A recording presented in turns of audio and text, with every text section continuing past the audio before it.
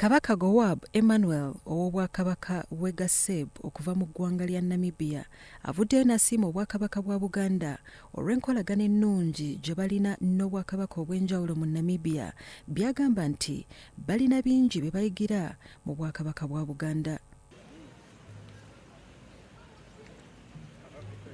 Kabaka Gaseb okusiima bw'ati abadde akulembeddemu bakabaka balala babiri okuva mu Namibia okubadde Kabaka Philemon Shumbwa Nangolo ow'obwakabaka bwa Ondoga, Kabaka Ombara Sam Kambazambi ow'obwakabaka bwa Kambazambi okulambula n'okuyigira ku bwakabaka bwa Buganda.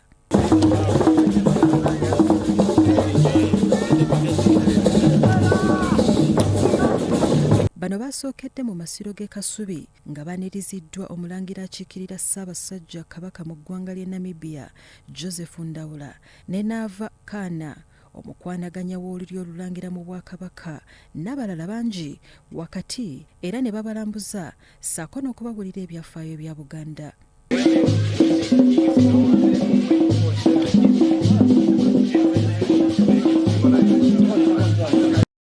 Omulangira Ndawula mu kwogera kwe asiimye bakabaka bano olw'enkolagana ennungi gye balina n'obwakabaka bwa Buganda. These are not simple people, these ones. I see. No. It's not I think I will never have it. King. You won't have it. We won't find it anywhere. You know, Namibia is very big. Namibia is bigger than Uganda. Namibia is bigger than Tanzania. Namibia is bigger than Kenya.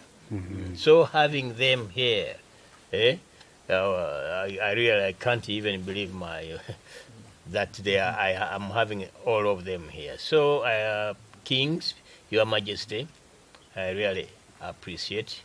Ye Kabaka Gaseb ssentebe w'abakabaka ba Namibia atendereza nnyo obwakabaka bwa Buganda okukuuma ebyafaayo ky'agamba kirungi nnyo mu butassaanyawo obwakabaka. Overtaken by admiration, and I have very little to question about what you have said. This was just a learning for me, and I am overwhelmed by admiring what I am hearing, rather than asking questions. Oluvannyuma lw'okufuluma Omulangira Ndawula abakwasizza ebirabo okuva mu Bwakabaka omubadde bbendera ya Uganda, eya Buganda, ebifaananyi bya Kabaka Ronald Muwenda Mutebi ne bassekabaka balala nga ebijjukizo nga bazzeeyo mu Namibia.